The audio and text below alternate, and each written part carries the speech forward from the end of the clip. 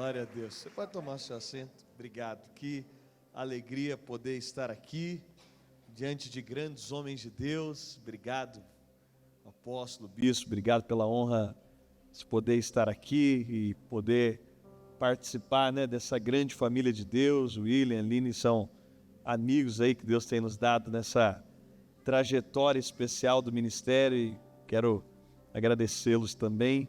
É uma santa pressão, estar pregando diante desses homens aqui é uma pressão boa, mas que alegria. E eu ouvi tanto do que Deus está fazendo nesses dias e eu quero poder cooperar com aquilo que Deus está fazendo. Nós estamos numa conferência profética e você sabe, o apóstolo Paulo foi quem foi o responsável por fazer a instrução. Inclusive, o apóstolo Paulo ganha a responsabilidade de edificar o ensino pelo qual nós hoje edificamos a igreja. Você sabe que grande parte do Novo Testamento foi escrito por Paulo. E eu quero compartilhar com você, lá em 1 Coríntios capítulo 11, se você puder abrir a sua Bíblia, a partir do verso 17, 1 Coríntios capítulo 11, a partir do verso 17. Bom, para quem não me conhece, eu me chamo Dênio. Se você não me conhece, eu sou um pregador mundialmente desconhecido. Então, se você não me conhece, você está com o resto do mundo e está tudo certo. E a gente pastoreia nesse país chamado São Paulo. Eu pastoreio na região mais central ali de São Paulo, hoje especificamente mais no Ipiranga, mas a nossa igreja principal ela está localizada lá no ABC Paulista, em Santo André.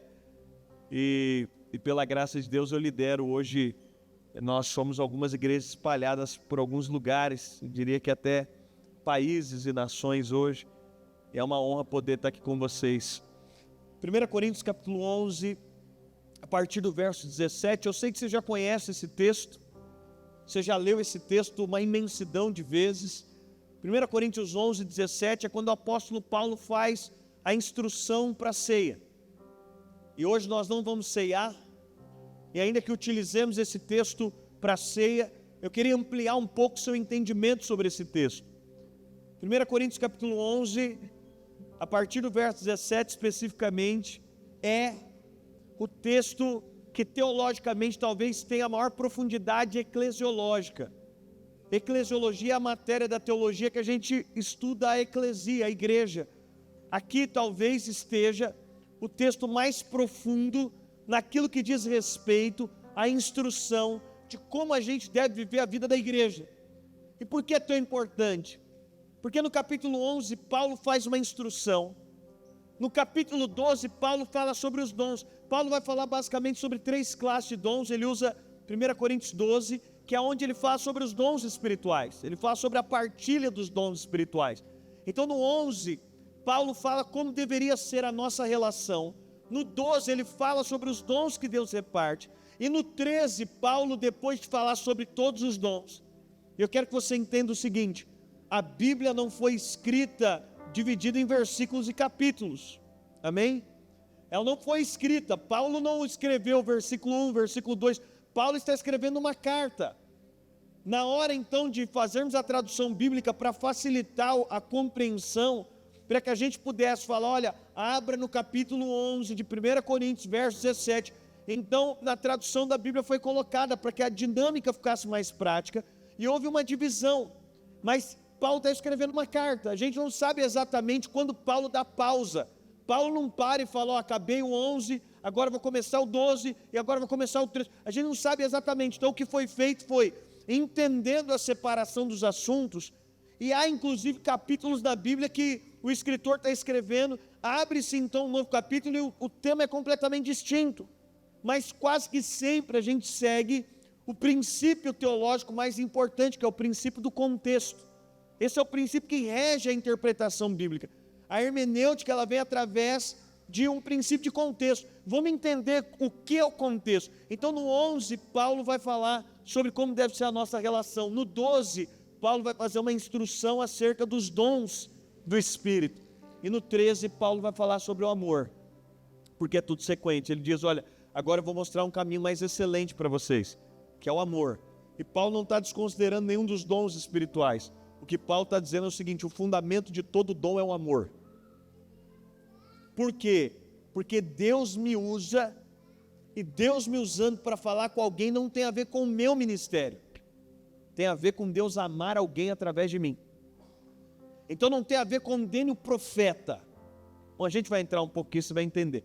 1 Coríntios capítulo 11, a partir do verso 17. Olha o que Paulo diz: entretanto, nisto que vou dizer-vos, não vos elogio, pois as reuniões de vocês mais fazem mal do que bem. Se você conhece o contexto da escrita de Paulo aos Coríntios, Paulo está fazendo uma instrução, e Paulo aqui aos Coríntios, ele tem elogios como não falta nenhum dom. Inclusive a igreja de Coríntios era uma igreja de muitos dons espirituais. Essa era uma marca, e Paulo diz: olha, não falta nenhum dom para vocês. Mas agora, no verso 17, Paulo, ele vai fazer uma exortação. Ele diz: nisso que eu vou falar agora, eu não vos elogio, porque as reuniões, Paulo está falando dos cultos dos coríntios, está fazendo mais mal do que bem. Gente, eu não sei quanto a você, mas eu gosto de morar em alguns textos. Então a minha vida é morando em alguns textos. Eu estou morando em João agora. Quando eu falo de morar, é que às vezes eu fico meses no mesmo capítulo, meditando horas no mesmo capítulo, buscando o original, buscando compreender. Eu digo que para mim é uma maneira tão efetiva de estudar. E esse texto me fez morar quando eu ouço Paulo dizendo: no que eu vou falar para vocês eu não vos elogio, porque as reuniões de vocês fazem mais mal do que bem. Paulo literalmente está dizendo o seguinte: o culto de vocês faz mais mal que bem. E vamos ser sinceros, gente, isso aqui me pegou, porque a pergunta é: que tipo de culto faz mais mal que bem? Como alguém pode frequentar um culto e ficar pior? Como alguém pode, Paulo está falando do culto aqui, chegar e tem adoração e tem palavra, mas Paulo está falando, tem algo no culto de vocês que está fazendo mais mal que bem. Isso me fez morar nesse texto para poder entender qual que é o tipo de culto que faz mais mal que bem. Sabe, nós estamos numa era perigosa da igreja. Seus pastores são de uma geração ainda, talvez, mais velhos que o meu pai, ou da geração do meu pai. Eles viveram outro momento da igreja, nós estamos vivendo outro. As facilidades da igreja nesse momento. E Paulo está dizendo: olha, tem um culto que faz mais mal que bem. E Paulo vai pontuar, mas eu quero abrir um parênteses para dizer para você: nunca se viu essa proposta de igreja que você vem, consome o que você quer, do jeito que você quer, da maneira que você quer, sem compromisso nenhum. Esses dias eu estava numa igreja, deve fazer umas 3 semanas, eu desço, um rapaz falou: pastor, ore por mim. Eu falei: o que você quer oração? Ele falou: porque faz os últimos 5 anos eu fui de 5 igrejas. Eu não consigo ficar mais de 1 ano numa igreja. A geração passada não existia isso. Você entrava numa igreja, você morria naquela igreja. Agora Paulo está dizendo: olha, tem algo no culto de vocês que pode fazer mais mal que bem. Aí Paulo vai justificar, verso 18: em primeiro lugar, ouço que quando vocês se reúnem como igreja, há divisões entre vocês, e até certo ponto creio. Glória a Deus, porque eu sei que aqui não tem divisões. Lá no Ipiranga às vezes acontece, mas aqui não, e eu louvo a Deus por isso. Aí verso 19 ele diz: pois é necessário que haja divergência entre vocês, para que sejam conhecidos quais entre vocês são aprovados. Verso 20: quando vocês se reúnem não é para comer a ceia do Senhor, porque cada um come a sua própria ceia. Diga: cada um come a sua própria ceia. Cada um come a sua própria ceia sem esperar pelos outros. Assim, enquanto um fica com fome, o outro se embriaga. Será que vocês não têm casas onde comer ou beber? Diga assim comigo: será que vocês não têm casa onde comer ou beber? Paulo está fazendo essa pergunta: eu desprezo a igreja de Deus e os humilham os que nada têm. Que direi? Eu os elogiarei por isso? Certamente que não. Aí o verso 23 ele fala o que nós comumente ouvimos: porque eu recebi do Senhor o que também vos entreguei, que o Senhor Jesus na noite, diga assim, na noite em que foi traído. Ele está falando aqui da noite mais importante da história. Ele diz: o Senhor Jesus na noite em que foi traído, tomou o pão. Diga comigo: tomou o pão. Diga: deu graças e o partiu. De novo, diga: tomou o pão, deu graças e o partiu, e disse: esse é meu corpo que é dado em favor de vocês, façam isso em memória de mim. Da mesma forma, depois da ceia, ele tomou o cálice, dizendo: esse cálice é a nova aliança no meu sangue, façam isso sempre que o beberem em memória de mim. Vamos orar. Pai, obrigado pela tua palavra. Nós reconhecemos ela é inerrante, não há erros nela, ela é infalível, ela nunca falhou. Nós reconhecemos que a tua palavra criou o universo. Nós reconhecemos que tu és o verbo, tu és o haja, e todas as coisas foram criadas pelo Senhor, e todas as coisas são sustentadas pelo Senhor. Nós reconhecemos que o universo, conhecido pelos cientistas com 93 bilhões de anos-luz de diâmetro, o Senhor é Senhor sobre cada centímetro do universo. Agora os mares estão nos seus limites por causa da tua palavra. Agora as estrelas estão no seu firmamento por causa da tua palavra. Nós reconhecemos a tua palavra como lâmpada para os nossos pés, e numa noite como essa ela pode nos iluminar e ser luz para o nosso caminho. Nós reconhecemos que seja todo homem mentiroso, mas a tua palavra é verdadeira. Nós reconhecemos que céus e terra passarão, mas a tua palavra permanece para sempre. Ela é mais empolgante que as nossas séries de Netflix. Ela é mais viva do que o ar que respiramos agora. E nós te pedimos, encontre liberdade para falar conosco. Toca no Senhor. Quem sabe nós não podemos dizer como os discípulos a caminho de Emaús, porventura o nosso coração não ardia enquanto a tua palavra era falada. Nós pedimos a revelação do teu Espírito, em nome de Jesus. Você sabe, 1 Coríntios capítulo 11, e Paulo vai fazer essa instrução. Paulo vai usar o ambiente, a mesa da ceia. Se você quiser um retrato do Novo Testamento, se você falar, resuma o Novo Testamento em uma foto, o Novo Testamento é uma mesa. Eu sei que nós gostamos muito de púlpito, mas o Novo Testamento fala sobre uma mesa. Mais de 80% do tempo de Jesus foi ao redor da mesa, num lugar de instrução, transmitindo vida aos discípulos, no ambiente da comunhão, da partilha. E quando nós olhamos para o Novo Testamento, nós vemos esse lugar. E Paulo vai usar a celebração da ceia dos coríntios para dar a instrução eclesiológica talvez mais profunda. Então eu queria que você olhasse, mais do que a ceia, e a ceia que os coríntios praticavam não é como a nossa. Na tradição da igreja primitiva, imagino que vocês aqui fazem como eu, uma vez ao mês, uma vez ao mês, então a gente celebra, mas os coríntios não.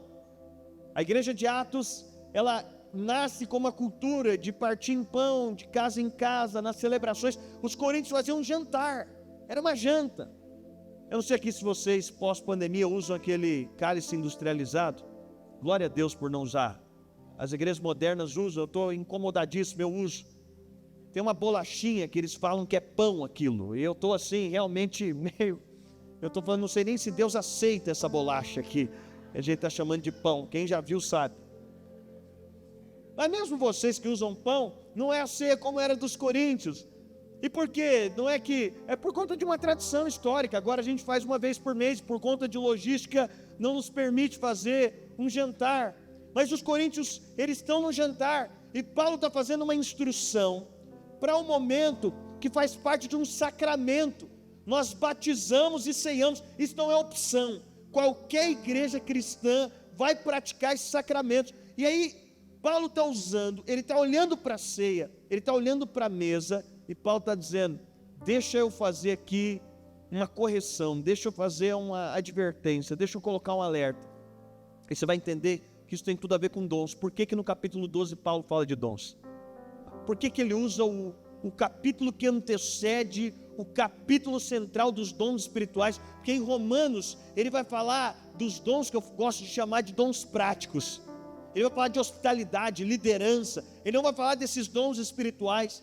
E depois o apóstolo Paulo, em Efésios, ele vai falar sobre os dons de governo, aqueles pastor, apóstolo, mestre. Mas aqui, depois desse texto, na finalização desse capítulo que a gente está lendo, é que ele vai entrar falando sobre os dons espirituais. E por quê? Porque Paulo fala, eu preciso de corrigir algo aqui, para que os dons de fato fiquem efetivos. Então imagina o seguinte, Paulo vai usar a mesa da ceia, mas entenda que ele não está falando só sobre como eles praticavam a ceia, ele está falando sobre como eles deveriam viver as relações. Paulo está falando, amplia, é mais do que uma advertência sobre a forma na qual eles ceiavam. Paulo está instruindo os coríntios sobre como eles deveriam viver, como inclusive os dons deles deveriam ser desenvolvidos. E aqui Paulo começa então com essa advertência dizendo: olha, está acontecendo algo, o culto de vocês está fazendo mais mal do que bem. E aí eu digo para você, é possível que um culto faça mais mal que bem. E aí Paulo vai explicar, ele diz: porque eu sei que no meio de vocês há divisões. E aí talvez você fale: pastor, eu já estou fora dessa, porque eu não estou falando mal do meu pastor, eu não tenho um grupo de WhatsApp para falar mal dos irmãos, eu estou legal com todo mundo, então não estou dividido. Não é essa divisão simplesmente que Paulo está falando. Sabe o que Paulo está dizendo? É que todos nós estamos sentados numa mesa espiritual. E aí Paulo está dizendo o seguinte: corre o risco da gente não ter discernimento da mesa espiritual, e na mesa espiritual, o culto espiritual, o meu problema não é o centro. O culto espiritual é um culto plural, é um culto aonde eu estou vendo de maneira profunda que eu não sou o centro do culto. O meu problema não pode ser o centro do meu culto. Paulo está dizendo: corre o risco da gente chegar no ambiente que nós estamos aqui para adorar a Deus juntos, corre o risco de chegar no ambiente que eu fui chamado para ser um canal de Deus na vida do meu irmão, e eu chegar aqui e eu estar dividido de todo mundo, porque eu só estou preocupado com a demanda do meu problema. Corre o risco de eu sair de casa e estar dividido de todo mundo, porque eu chego aqui e eu passo anos e mais anos dizendo: eu vim para o culto e eu quero saber o que Deus vai fazer no meu.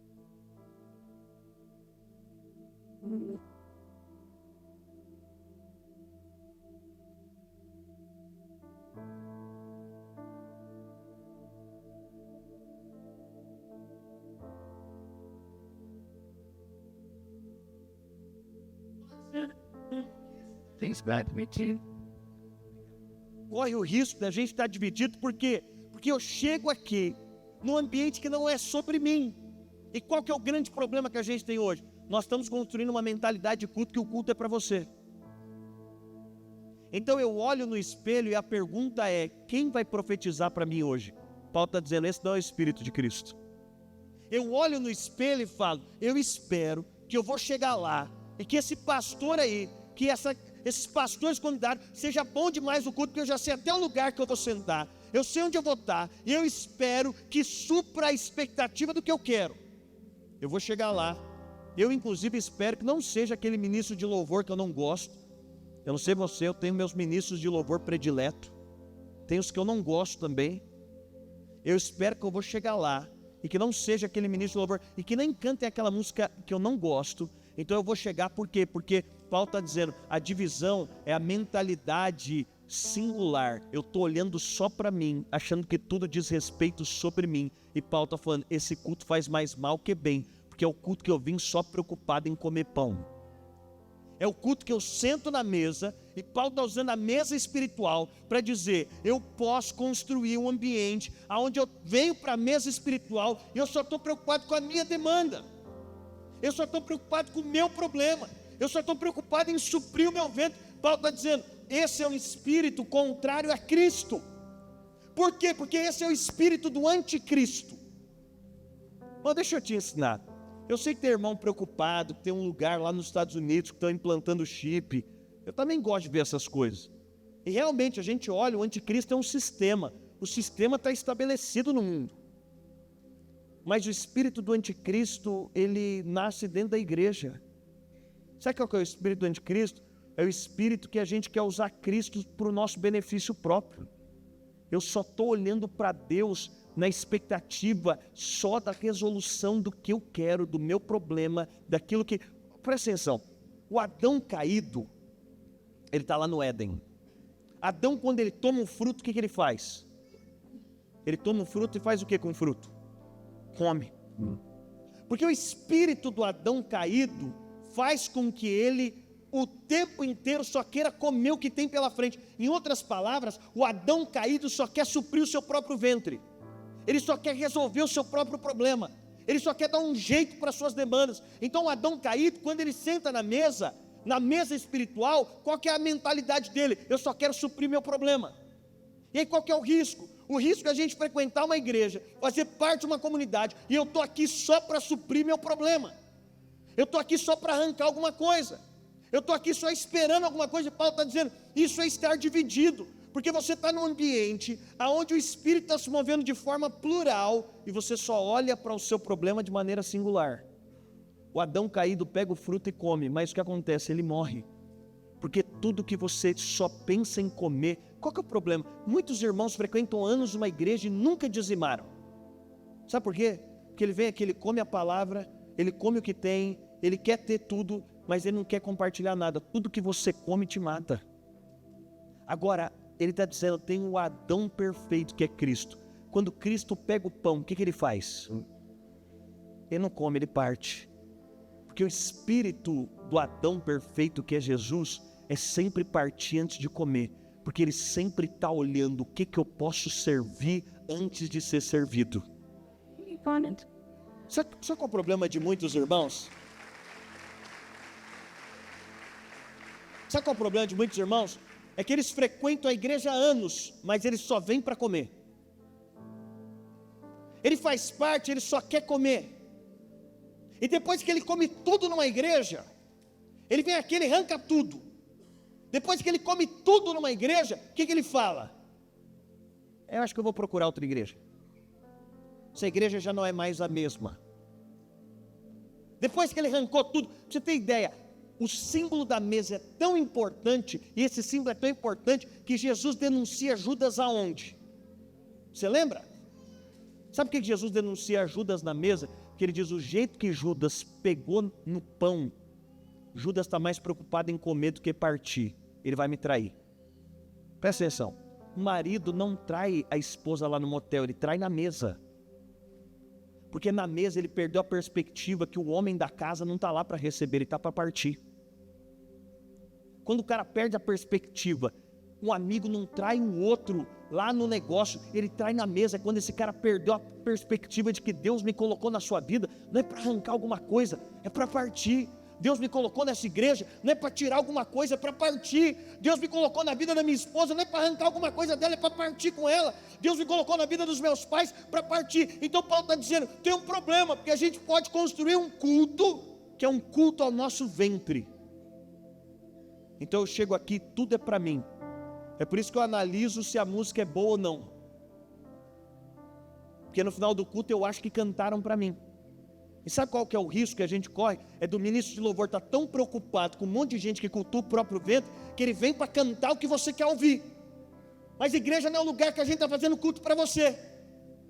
O pastor não está fazendo culto para você. E quando nós chegamos aqui, deixa eu dizer para você, inclusive a minha demanda pessoal, ela é diminuída aqui.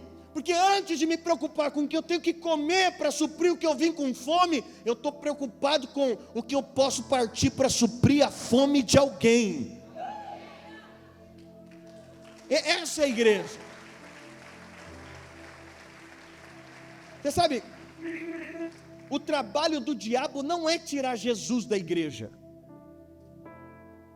O trabalho do diabo não é tirar Jesus da sua vida. Vamos ser sinceros, tem como tirar Jesus da sua vida? Você vai dormir hoje à noite e aparece no seu quarto o diabo. O diabo não aparece tão feio como a gente imagina. Às vezes ele parece com boas propostas.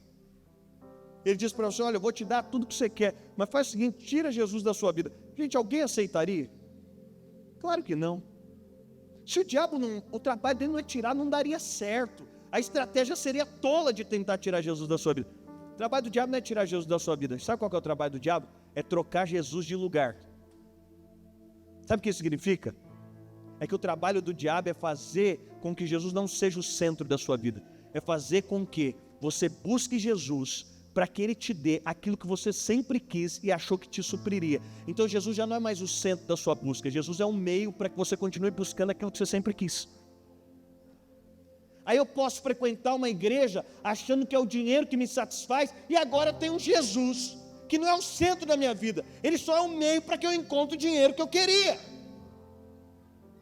Agora eu queria poder, E aí, eu não tiro Jesus da minha vida. Jesus é um bom meio para que eu tenha o poder que eu sempre quis. Mas Jesus não é o meio para que a gente alcance o que a gente queria. Jesus é o centro de toda satisfação. Ele é a resposta do que precisamos.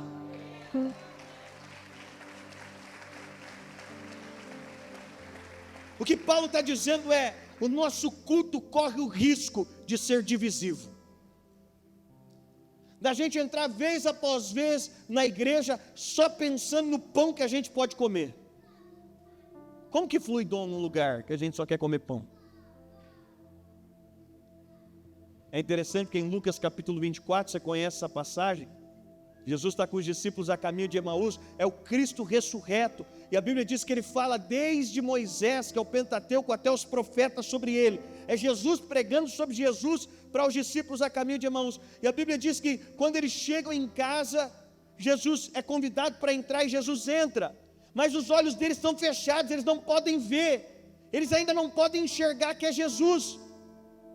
E aí a Bíblia diz, o pessoal do Morada nos ajudou, que eles chegam em casa e como que os olhos deles se abrem?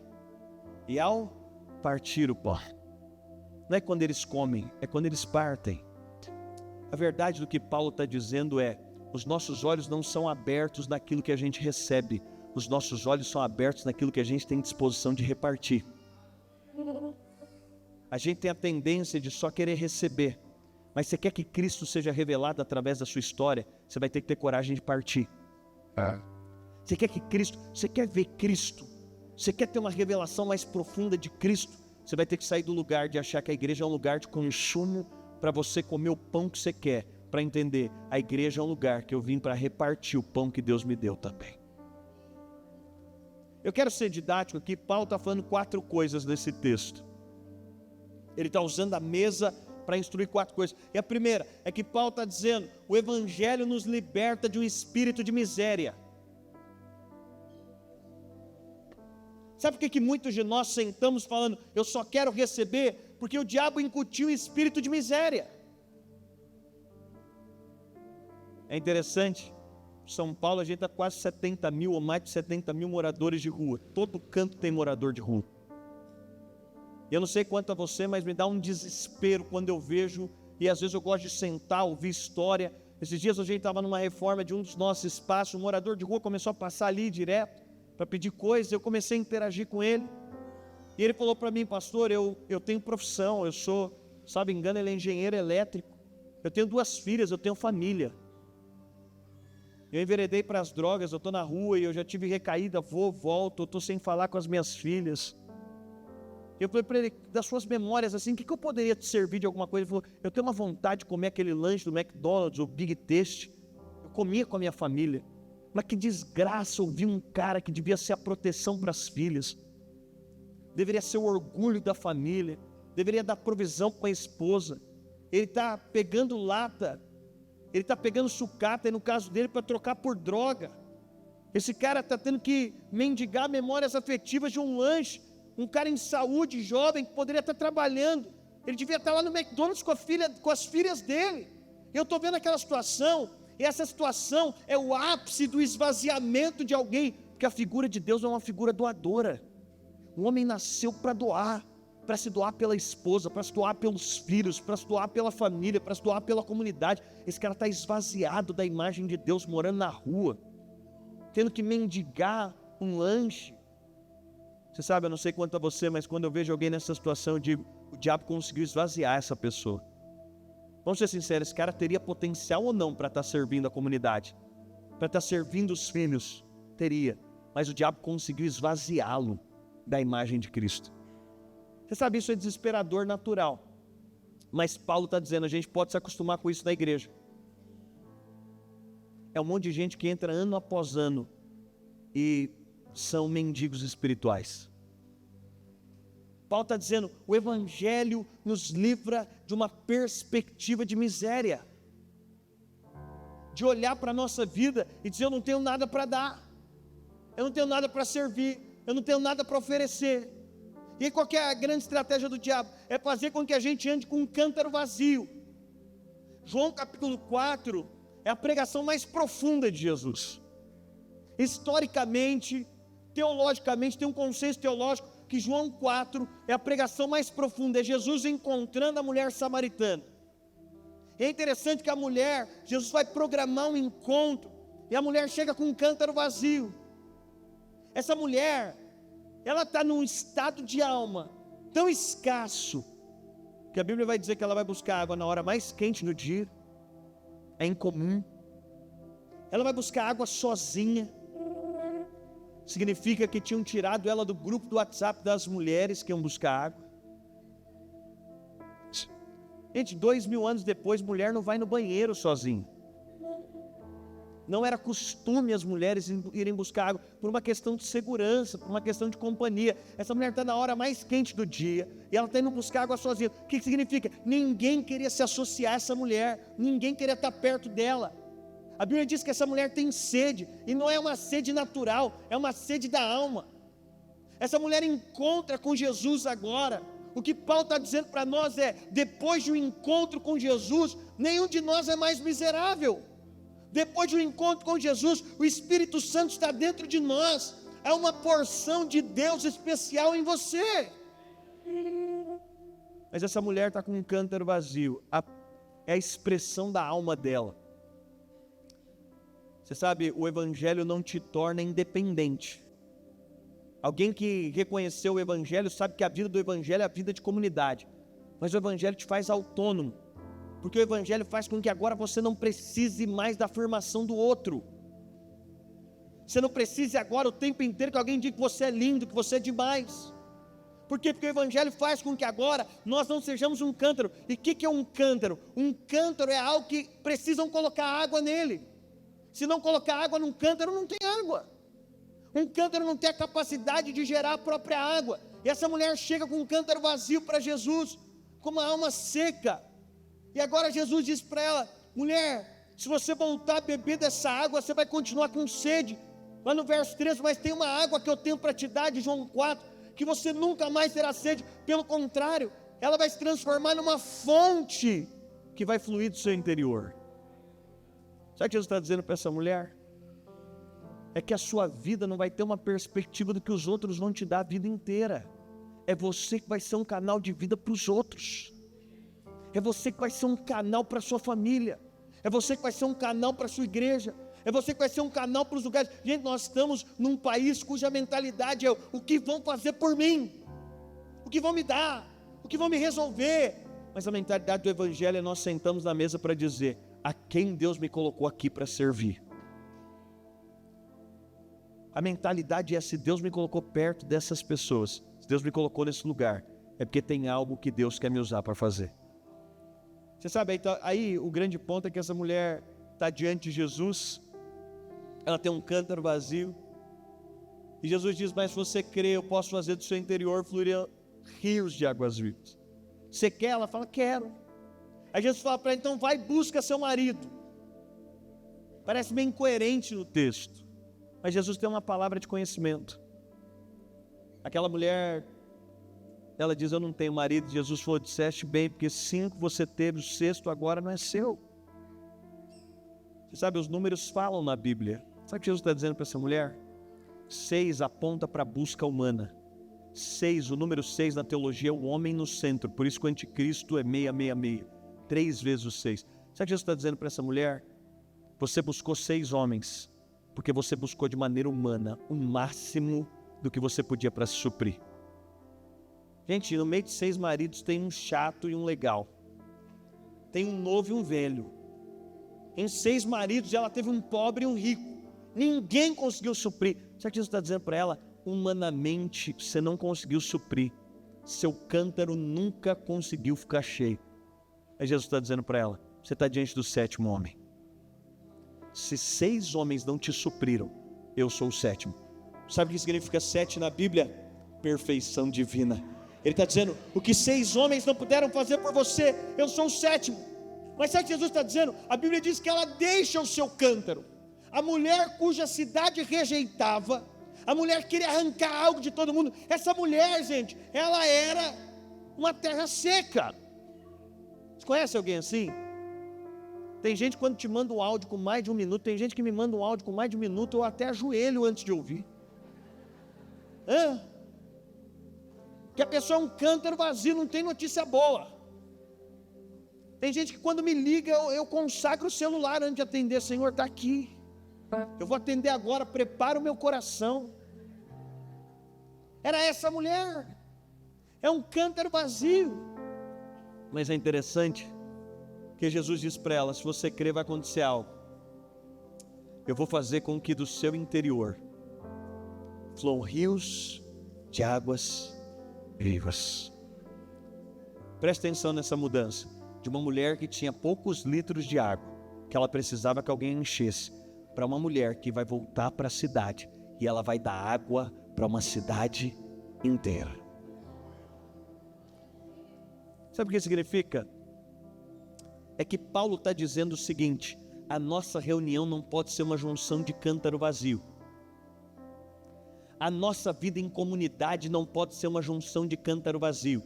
De um monte de gente que vem domingo após domingo, sábado após sábado, conferência após conferência, para dizer: ei, pastor, manda água para mim. Ei, ministro de louvor, manda água para mim. Aí você diz: pastor, então para que eu vou vir para a igreja, ué? Não vem água daqui? Vem. Mas nós não somos uma junção de cântaro vazio, nós somos uma junção de fontes. Você chega aqui, é a fonte de quem está aqui em cima, juntando com a sua fonte, juntando com a fonte do irmão do lado, juntando com a fonte do ministro de louvor, e as águas começam a subir, a subir, e a subir, e a subir. Lá na sua casa, sabe qual que é o casamento que é próspero? É o casamento que não é a junção de dois cântaros vazios. Eu sei que a maioria aqui é jovem, mas às vezes eu vou atender uns casal que eu tenho dó do camarada. A mulher é um cântaro vazio, nada resolve. Dois cântaros vazios vira uma tragédia. Sabe qual é a casa que Deus nos chama a ter? É a casa que a gente está na mesa e a junção de duas fontes. Aí as águas sobem. E sabe o que é demais? É que tudo que é pesado fora da água. Eu posso pedir para o homem mais forte aqui vir e me segurar. Eu tenho 75 quilos. Ele talvez me segure aqui por meia hora. Mas se eu for para dentro do mar agora e pedir para qualquer mulher aqui, talvez mais fraca, me segurar dentro da água, ela pode me segurar o dia inteiro. Porque tudo que é pesado fora d'água fica leve dentro da água. Sabe o que Paulo está dizendo? Você precisa entender que você não é um cântaro vazio. Você é uma fonte. E que você não está na vida das pessoas para arrancar alguma coisa delas. Você está na vida das pessoas para ser um canal. Você vai receber delas, você vai receber delas. Você chega aqui no domingo, irmão. O ministro de louvor está mandando água, tá. Mas você está mandando água daí também. E se eventualmente a água que ele estiver mandando não é o suficiente, você diz: se não vier água do palco para cá, vai vir daqui para lá. Paulo está dizendo: o evangelho nos libertou de uma ideia de miséria. Todos nós, do menor ao maior, agora temos algo. E sabe qual que é a característica? Um tempo atrás eu estava orando, aí Deus falou para mim, em cima desse texto dele: você é um cântaro vazio ou uma fonte? Eu falei: sou uma fonte. Aí eu estava com uma garrafa d'água. Uma garrafa é um cântaro vazio. Por quê? Porque o que você tira de água de uma garrafa, ela não se abastece depois sozinho. Vai ter que vir alguém colocar água. Era o que era aquela mulher, é o que somos muitos de nós. Alguém precisa o tempo inteiro por água. Alguém precisa de elogiar o tempo inteiro. Alguém precisa de afirmar o tempo inteiro. Uma moça que é um cântaro vazio, a probabilidade de você casar errado vai ser gigantesco. Por quê? Porque qualquer rapaz que vier colocar um pouco de água, a sua carência, a sua... Aí Deus falou: você é um cântaro? Eu falei: não, eu sou uma fonte. Aí Deus falou: lê da onde vem essa água. A água vinha de Atibaia. Gente, alguém já teve uma brilhante ideia de dizer: meu Deus do céu, tiraram 500 ml de água da fonte, eu vou pegar o carro e vou lá em Atibaia devolver. Tem algum gênio que faz isso? Ninguém devolve água na fonte. Aí Deus me disse: você é um cântaro ou uma fonte? Eu falei: sou uma fonte. Aí Deus falou: então por que você ainda fica com expectativas infantis que todo mundo coloque água em você?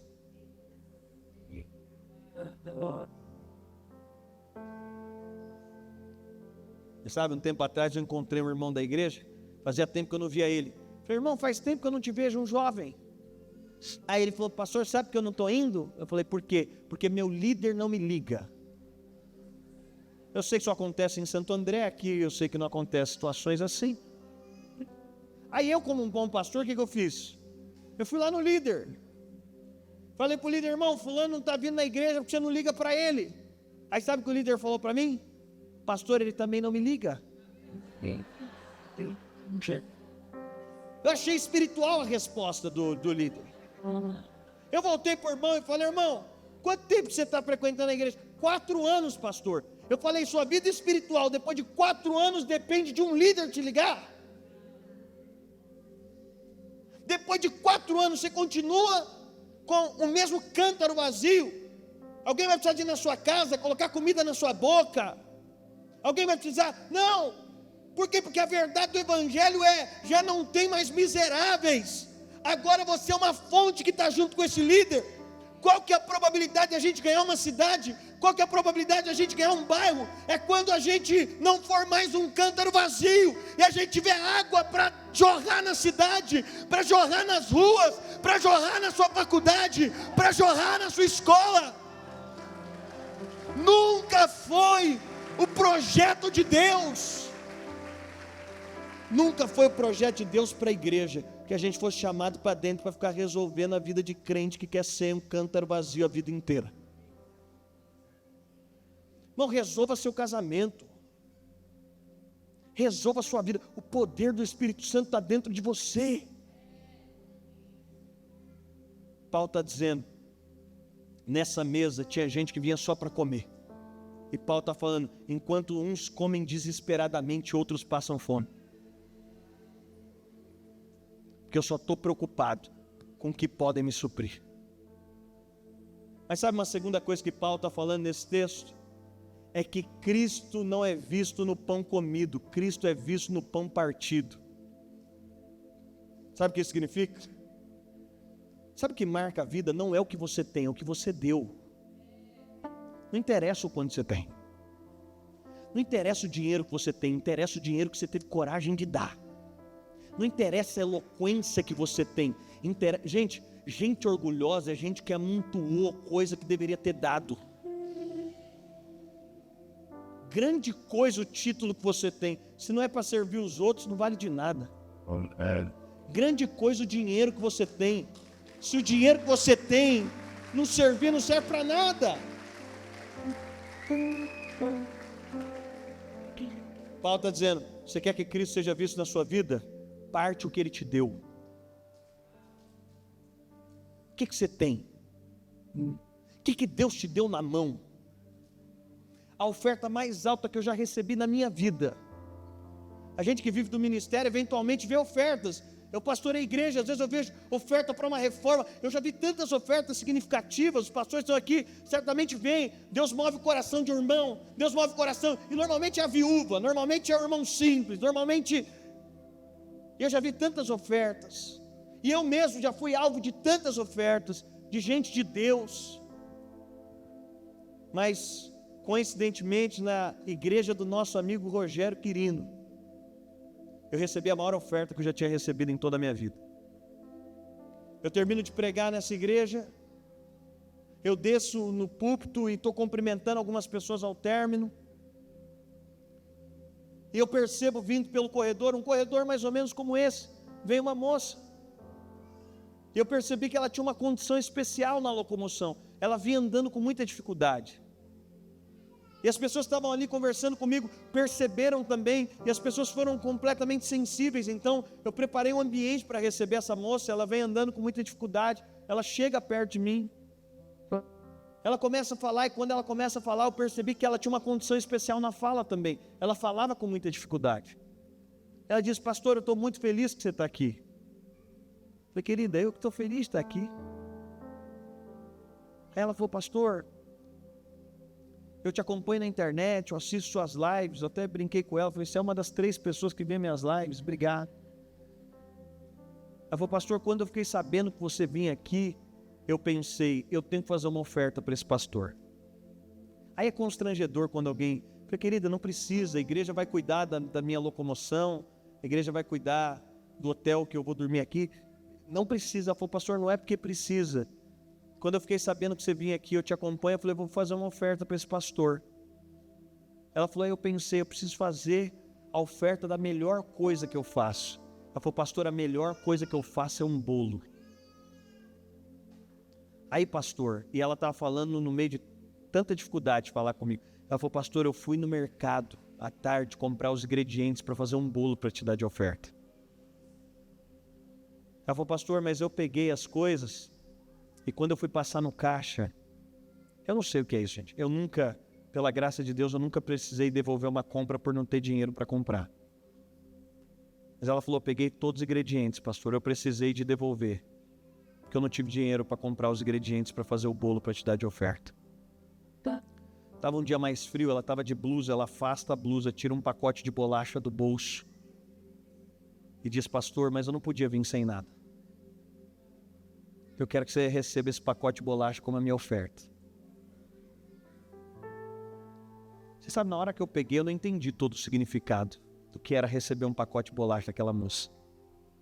Mas depois que eu saí, o Espírito Santo falou, você nunca recebeu uma oferta de alguém que fosse o tudo dele. Essa é a oferta mais alta que você já recebeu. Aí o Espírito Santo me perguntou, quanto custa um pacote de bolacha desse no mercado? Eu falei, talvez uns R$3,50, R$4. Ele disse, você está entendendo quando você tem coragem de colocar na minha mão e me deixar partir? Um pacote de bolacha que é R$3,50 no mercado se torna a oferta mais cara de um pregador que essa moça acompanha na internet, porque ela teve coragem de partir o pão daquilo que Deus deu, do pouco que ela tinha.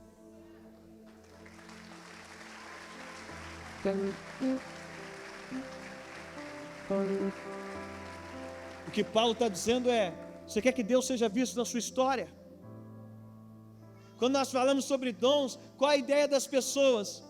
Não, pastor, eu não tenho todos esses dons. Não, pastor, eu não sei tanto assim. Não, pastor, eu digo para você, eu estou aqui hoje por causa do abraço de uma senhora de 70 anos. Foi a segunda maior experiência que eu tive com o amor de Deus.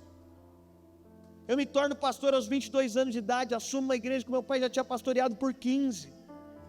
Não era para ter sido eu, mas Deus move para que aconteça uma transição. E eu estou lá, já pastoreava jovens, mas com 22 anos de idade. Aí eu falei, eu vou procurar um amigo que fez uma história parecida com a minha para ouvir o que esse cara tem para dizer.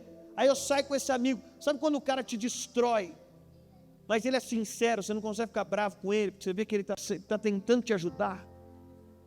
Eu saí com ele, ele falou, Daniel, vai dar tudo errado. Com certeza todo mundo vai sair da igreja. Ele falou, você é muito novo, seu perfil é muito diferente do seu pai, né? E hoje eu estou comportado, mas ele falou, você usa umas roupas muito estranhas. Eu peguei aquela palavra daquele cara, os próximos 2 anos eu só usei terno e gravata, e nada contra terno e gravata, mas o terno e gravata era uma expressão de uma tentativa minha, eu vou parecer mais velho. Eu ia no shopping de terno e gravata, eu ia jogar bola com os irmãos de terno e gravata, qualquer lugar eu estava de terno e gravata, que eu pensava, se alguém me encontrar, ficou a palavra daquele cara na minha cabeça. E Deus começou a mover na igreja, assim, para ter ideia, no segundo ano a gente batizou quase 500 pessoas, 480 pessoas de batismo no segundo ano que eu assumi a igreja. Deus estava salvando gente, coisa incrível acontecendo, eu lá de terno e gravata. Só que chegou um determinado momento que eu disse, Deus, é demais o que o Senhor está fazendo, mas se eu tiver que me encaixar num personagem para viver isso, não está confortável para mim. Você entende que não tem a ver com terno e gravata? E aí Deus começou a igreja, e aí eu lembro que um dia, na troca de um culto para o outro, eram os cultos da tarde, 5 para das 7, eu saio da frente, vocês conhecem a igreja que eu pastorei lá em Santo André, eu estou no corredor assim, que eu estou indo para o hall, veio uma senhora, Dona Cirlei, ela me dá um abraço, ela falou, pastor, não sei se você sabe, mas o grupo que mais está crescendo na igreja é a terceira idade. Eu tenho idade para ser sua avó. E o grupo da senhora só cresce aqui na igreja. E a gente fica falando, você tem idade para ser nosso neto. Mas a gente fica tão alegre de ter um jovem com idade para ser o nosso neto pregando para a gente, nos pastoreando. E pastor não para de chegar. Gente, não parava de chegar velhinha na igreja. Minha esposa falava, quem é essa Doroteia que fica no Instagram falando lindo? Eu falo, só as senhoras da igreja, né?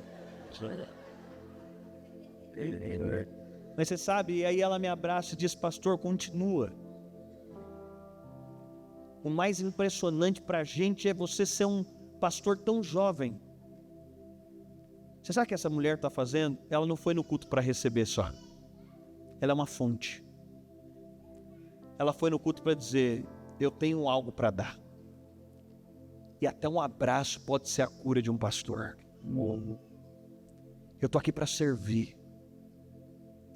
Sabe que a partir daquele dia eu nunca mais usei terno com gravata.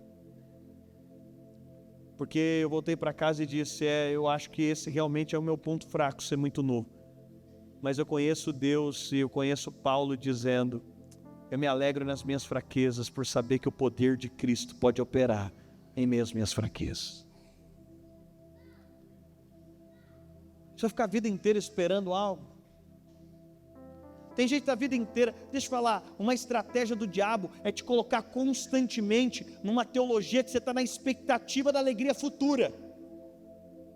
Você está esperando, sabe, tem gente que está esperando para ser feliz. Não, pastor, o dia que o meu casamento estiver nesse lugar, pastor, o dia que meus filhos, pastor, o dia para você que é jovem, que eu entrar nesse curso universitário, pastor, o dia que eu tiver esse carro, pastor, o evangelho não é expectativa de alegria do futuro. É a certeza de Cristo no presente. Deixa eu dizer para você, não te falta nada para ser a pessoa mais completa que existe. Porque quem tem Cristo tem tudo que precisa para ser a pessoa mais completa que tem.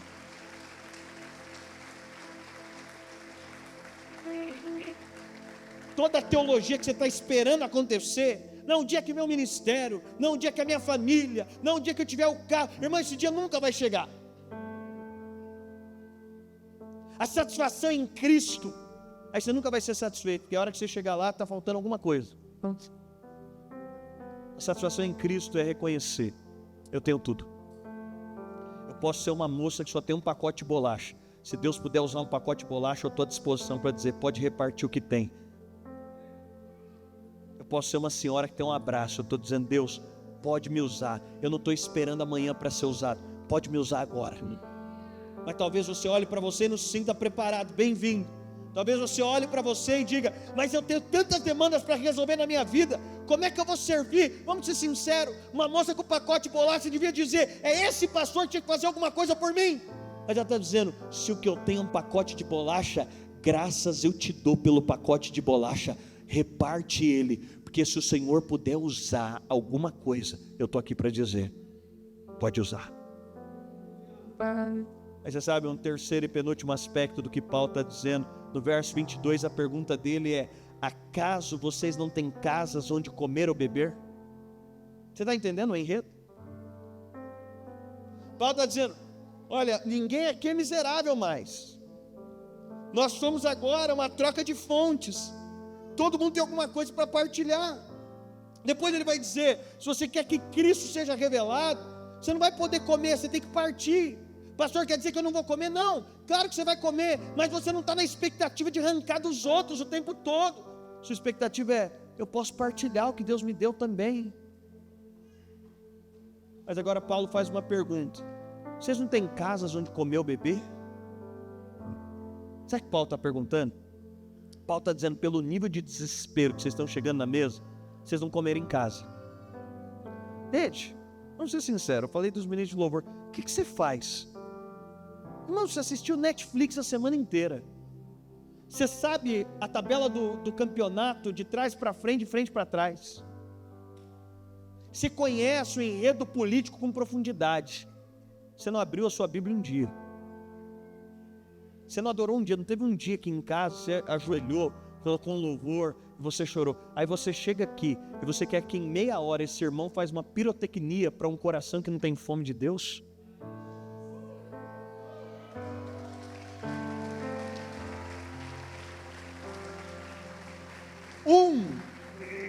Um em cada 5 cristãos já leram a Bíblia inteira. Sabe o que significa? Que você não ama. Vamos ser sinceros, que Deus precisa te batizar em amor pela palavra.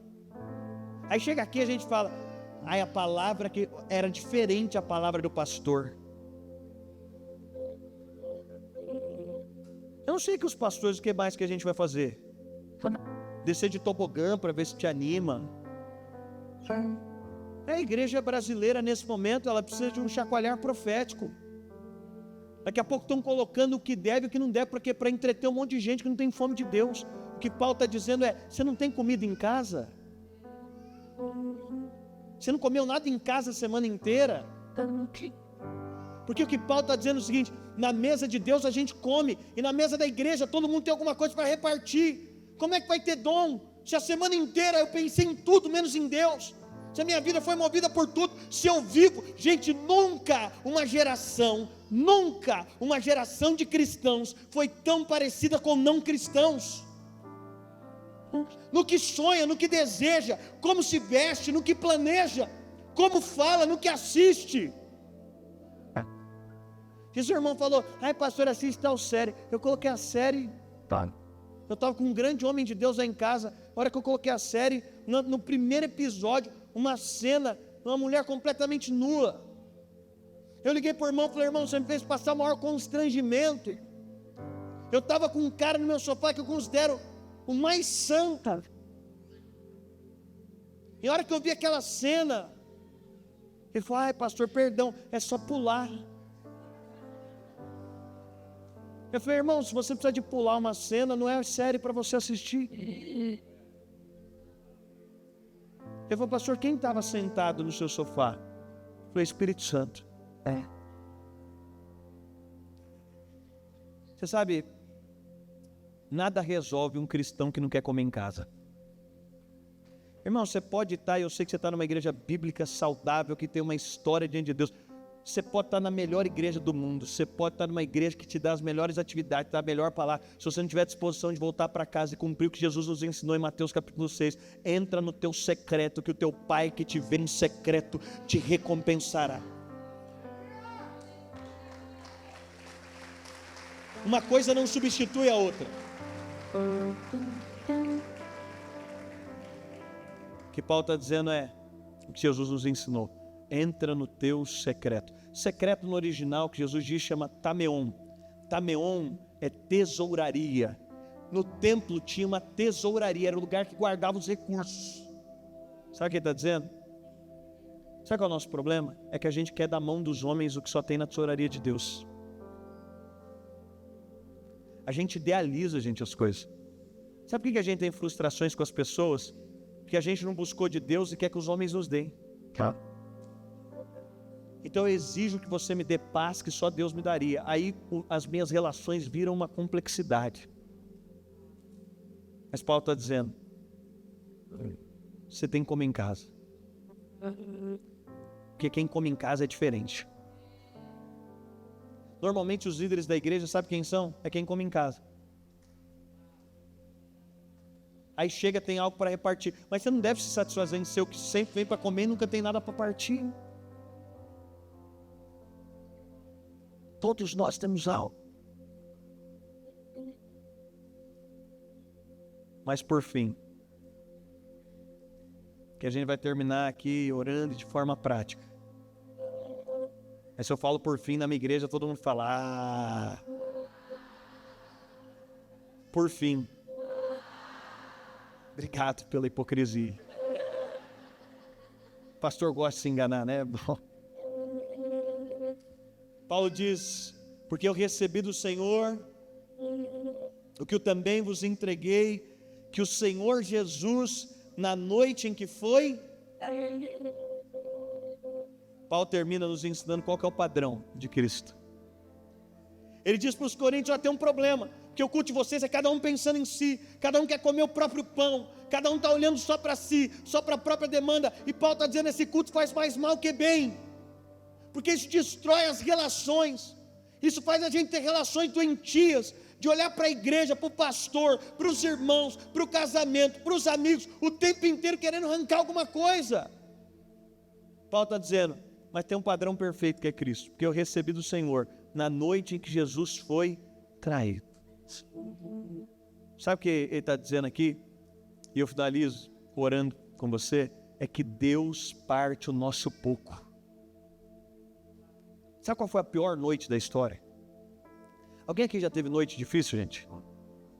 Noite difícil é quando o médico te dá um diagnóstico que você não está esperando. Noite difícil é quando alguém te abandona que você não está preparado. Noite difícil é quando o negócio quebra e você não está preparado. Noite difícil é quando o seu celular toca e você descobre um acidente, você descobre alguma coisa. Todo mundo já teve noite difícil. Talvez você está no meio da noite difícil. Mas ninguém teve uma noite mais difícil do que essa noite. Porque a grande pergunta é por que coisas ruins acontecem com pessoas boas? Só aconteceu uma vez na história. Só teve um que era em natureza bom. E agora Jesus está na noite, é a noite mais importante da história. Porque esse é o plano antes da queda. Mas Jesus é totalmente homem.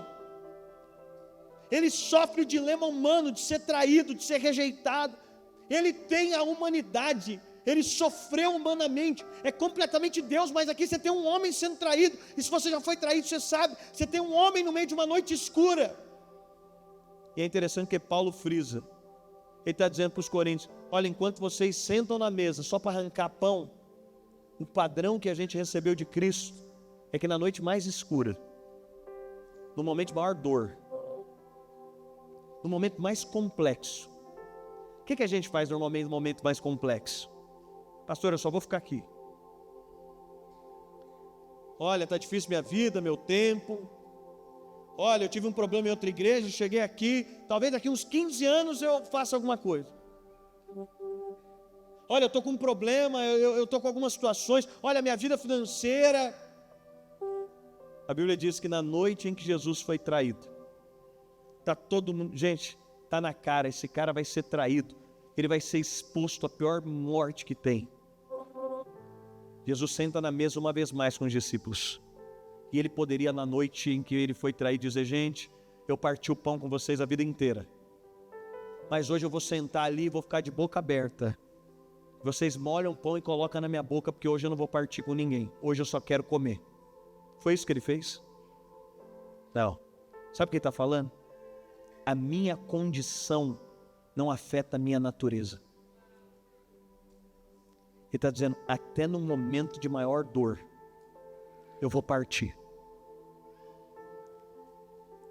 Auguste Cury, que é o vendedor de livro brasileiro, o maior vendedor de livro, ele disse que ele era mais ateu do que Nietzsche. Mas ao ler essa passagem, ele disse, esse cara só pode ser Deus. Porque quem pode suportar tamanha dor e continuar partindo? Paulo diz, eu recebi do Senhor na noite em que Jesus foi traído. Ele pega o pão, dá graças e parte. Sabe o que Jesus está dizendo? A minha condição não muda a minha natureza. E posso te falar, quanto mais difícil tiver a sua história, mais poderosa é a sua partida. Se a banda quiser vir, eu estou, apóstolo, numa conferência lá, como uma conferência como essa, tem voluntário ajudando. Um rapaz me liga na semana e diz, pastor, descobriram 8 tumores no meu corpo. Ele estava na investigação de um câncer, mas ele estava num check-up para ver se tinha dado metástase, só deu 8. E o médico chama ele aos 22 anos de idade e falou, filho, não tem o que fazer. 3 desses tumores não dá para mexer, eles estão num lugar que não tem como fazer cirurgia, não tem como fazer nada. E o pior é o do seu pulmão. Ele já estava com ventilação mecânica. O médico disse para ele falou, pastor, o médico falou, eu preciso ser muito honesto com você, assina a sua doação de órgãos. Eu não sei como é passar por uma noite que o médico diz para você, assina a sua doação de órgãos com 22 anos. A gente chega para a conferência, chega o time antes. Esse cara estava escalado, mas ele está com um decreto de morte. O médico diz para ele, a única solução para você é cuidado paliativo. A gente vai colocar um cilindro de oxigênio com você e agora a gente só vai esperar. Curte seus últimos momentos. Para quem conhece um pouco da medicina moderna, hoje a medicina moderna, quando não é irremediável o caso, a medicina está optando por permitir que a pessoa viva os últimos minutos, os últimos momentos, anos, meses. Esse cara chega na conferência com um balão de oxigênio carregando, antes para servir. Ele começa a ajudar a arrumar a cadeira, mexer nas coisas e está todo mundo olhando e todo mundo sabendo. E o que para muitos de nós seria só mais um dia servindo para aquele cara. E eu falei para ele, cara, não é para você estar aqui. Ele falou, pastor, eu defini. Eu não sei qual é meu último dia, mas eu quero terminar me doando. Eu quero terminar repartindo. Sabe, Jesus da cruz expirou. Foi o último ato de Jesus. Nem com pulmão, nem com ar no pulmão ele morreu. Ele deu tudo. Ele entregou tudo, não faltou nada. Esse cara está lá servindo. Ele está lá na conferência e está todo mundo constrangido com o ambiente. Ele chega no final da reunião e diz para mim, pastor, fui curado. Eu disse, como assim? Ele falou, pastor, enquanto eu estava servindo no meio da conferência, no momento de louvor, eu vi o braço de Jesus fisicamente me tocando. O cara está lá vivo. Inexplicavelmente. Sabe o que eu quero te dizer?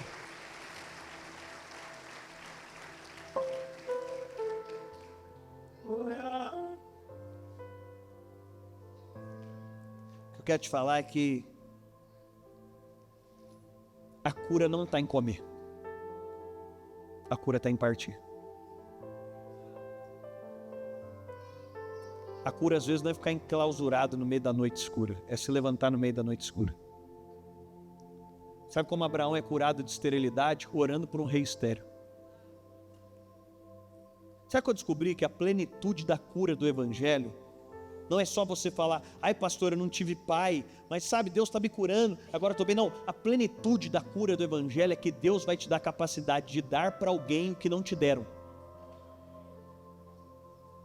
Sabe qual a plenitude da cura do Evangelho? É um cara que o pai abandonou, pegar um filho no colo e dizer, eu vou ser para essa criança o pai que eu não tive. Sabe qual que é a cura do Evangelho? É uma mulher que encontrou Jesus, que podia dizer, aquela cidade me rejeitou, aquele povo me rejeitou, ninguém queria estar comigo. Cura do Evangelho não é ela dizer, Jesus, agora compra uma passagem para mim, para o outro lado do mundo, e agora eu vou morar em Jerusalém e vou esquecer Samaria. Não, a cura no Evangelho é ela dizer, agora eu vou voltar lá para o lugar que me rejeitaram, e lá onde me rejeitaram, eu vou fazer a maior mobilização evangelística do seu ministério. Eu vou voltar e olhar para as pessoas que disseram, a gente não sobe para tomar água com você. Sabe o que eu quero dizer para você? Quando você resolve partir o que Deus colocou na sua mão, a gente se torna cura no meio da nossa dor, a gente se torna cura no meio do nosso contexto. A gente pode voltar para as pessoas que nos rejeitaram, a gente pode olhar para quem nos feriu. Sabe o que eu quero dizer para você? Só o Evangelho te dá capacidade para olhar para os seus pais, e talvez você não receba amor deles, mas para dizer, no Evangelho agora, eu já nem preciso mais do amor de vocês, porque eu recebi. Ele disse, se você crê no que eu estou falando, dentro de você vai fluir um rio. Só o Evangelho faz um jovem voltar para casa e dizer, eu vou ser cura para minha família. Só o Evangelho faz você no meio da sua dor. Só o Evangelho nos dá capacidade de dizer, eu não nasci para reter, eu nasci para partir. E à medida que você parte, Cristo é revelado. Eu concluo, porque é um pastor, para concluir tem que falar 3 vezes que vai concluir.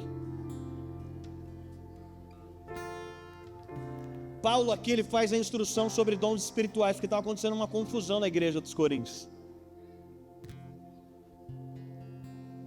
E Paulo não é contra a oração em línguas. Eu não sou contra, eu não sei aqui se vocês oram publicamente, mas eu oro publicamente, não sou contra. Mas Paulo está dizendo o seguinte, olha, a gente deveria usar mais os outros dons.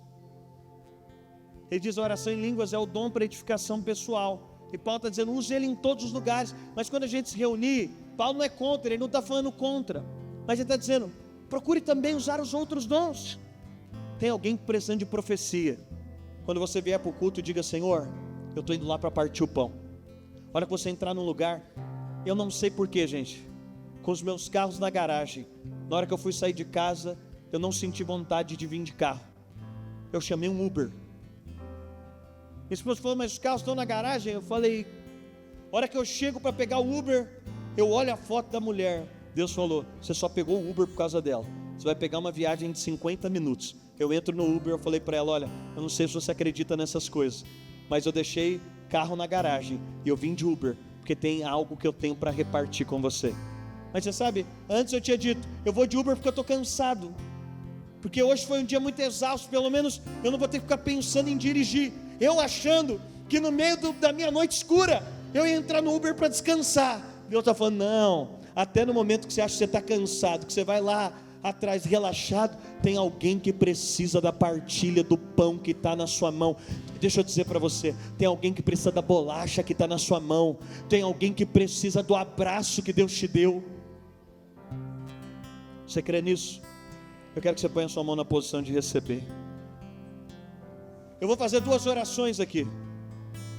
A primeira oração que eu vou fazer é para Deus transformar cântaros em fontes. Primeira oração que eu vou fazer é para talvez você que parou de jorrar, para você que parou. Eu acho que a maior mobilização profética, sabe qual é? É quando você começa a olhar para o outro e dizer, eu posso ser um canal de amor de Deus, ainda que eu tenha pouco, ainda que eu ache que é pouco. É quando você olha e diz, Deus pode usar um abraço, Deus pode usar um pacote de bolacha, Deus pode usar o meu pouco, mas eu vou usar. Deus pode usar a minha noite escura, mas eu não vou reter nada para Deus. Senhor, eu oro pedindo ao Teu Espírito, que fontes que estão entulhadas, que pessoas que pararam no meio de noites escuras, de gente aqui que acredita que tem tão pouco, tem gente que acha que é nova demais, tem gente que acha que é velha demais, tem gente que acha que tem tempo demais, tem gente que acha que tem pouco tempo. Eu não sei qual é a mentira, mas eu sei que todos nós temos algo. O Senhor tirou o nosso cântaro e nos deu uma fonte. Então eu oro pedindo agora que comece a jorrar as fontes. Ei, Ramamachou. Eu oro agora para que as fontes comecem a jorrar. Eu oro agora para que fontes que estavam entulhadas comecem a jorrar. Pessoas que pararam em algum lugar voltem a jorrar. Dons que pararam de fluir voltem a jorrar. Pessoas que dizem, eu não me envolvo mais profundamente. Pessoas que estão olhando e esperando algo de alguém. Elas serão cura para alguém.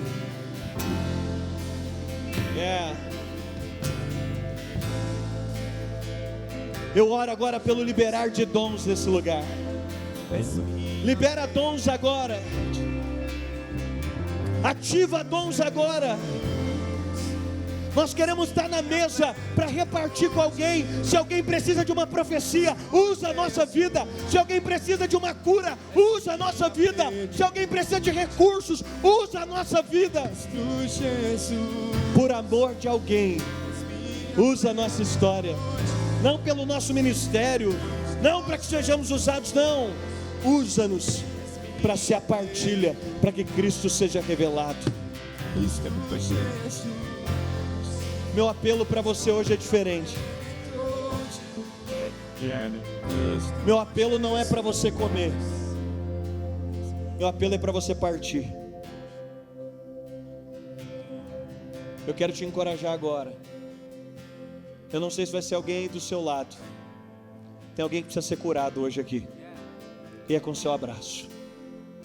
Tem alguém que precisa de uma profecia, e é a profecia que Deus vai colocar em você. Pastor, eu não sei fazer nada. Pela primeira vez, entenda que você não é um cântaro.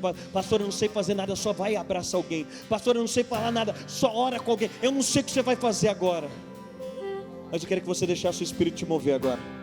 Eu queria que você não ficasse sozinho. Eu queria que você procurasse alguém e partisse agora. Vamos lá, vamos fazer uma santa bagunça aqui. Vamos ser o povo da partilha.